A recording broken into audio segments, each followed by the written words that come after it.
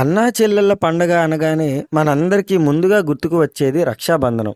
కానీ ఇంతటి ప్రాముఖ్యత పొందిన మరో పర్వదినాన్ని కూడా అన్నా చెల్లెళ్ళ పండగగా జరుపుకుంటాం. అదే భగినీ హస్త భోజనం. ఈ రోజున అక్కా చెల్లెళ్ళు తమ అన్నదమ్ముల్ని ఇంటికి పిలిచి భోజనం పెట్టి వారు ఎల్లప్పుడూ బాగుండాలని పూజలు చేస్తారు. అందుకే దీనిని భగినీ హస్త భోజనం అంటారు. దీని వెనక ఒక అద్భుతమైన పురాణ కథ ఉంది. యముడి చెల్లెలు యమున అన్నను ఆమె ఒకరోజు తన ఇంటికి భోజనానికి ఆహ్వానిస్తుంది. రోజుల తరబడి ఆయనకు వీలు పడదు. ఓ రోజున అర్ధాయుష్కుడైన మార్కండేయుడు ప్రాణాన్ని హస్తగతం చేసుకునేందుకు యముడు పాశాలతో వెళ్తాడు. అప్పుడు ఆ బాలభక్తుడు మహాశివుడిని శరణు వేడుకుంటాడు. స్వామి త్రిశూలం తీసుకుని యముడి వెంటపడటంతో ఆయన తన చెల్లెలి ఇంటికి వెళ్ళి తలదాచుకుంటాడు. అన్న ఇన్నాళ్లకు వచ్చాడన్న ఆనందంతో సోదరి సకల మర్యాదలు చేస్తుంది.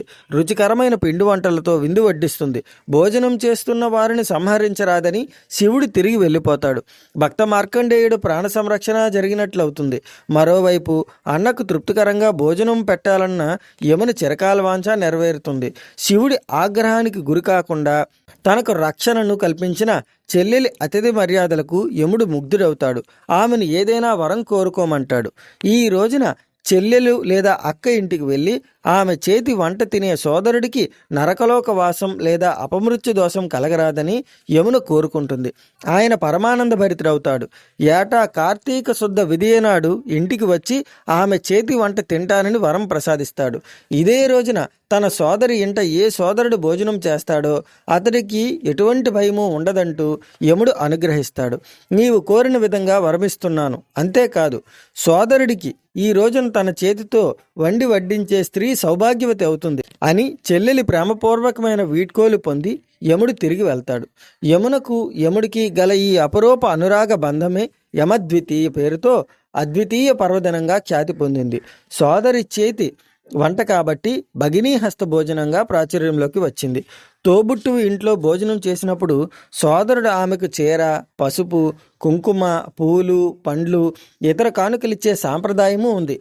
పలువురు నేడు చంద్రుడికి ఆర్జ్య ప్రదానం చేస్తారు.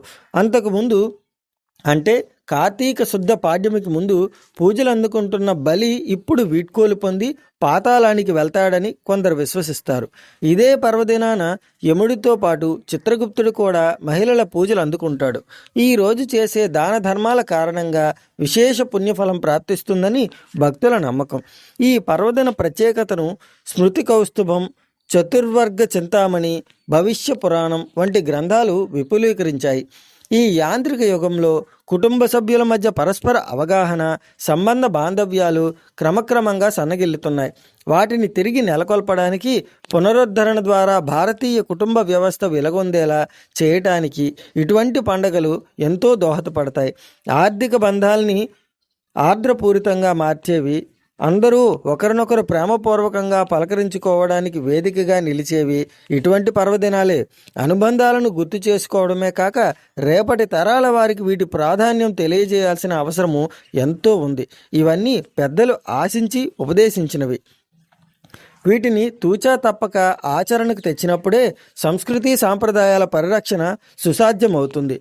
ఈ పండుగ ఎప్పుడు జరుపుకుంటారు అనేది చూద్దాం. ఈ పండుగను దీపావళి అయిన రెండో రోజు చేసుకుంటారు. దీనిని భారతదేశంతో పాటు నేపాల్లో కూడా జరుపుకుంటారు.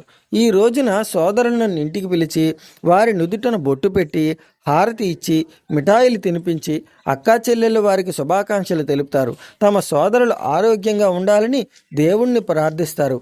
విన్నారు కదా భగినీ హస్త భోజనం యొక్క ప్రాముఖ్యత.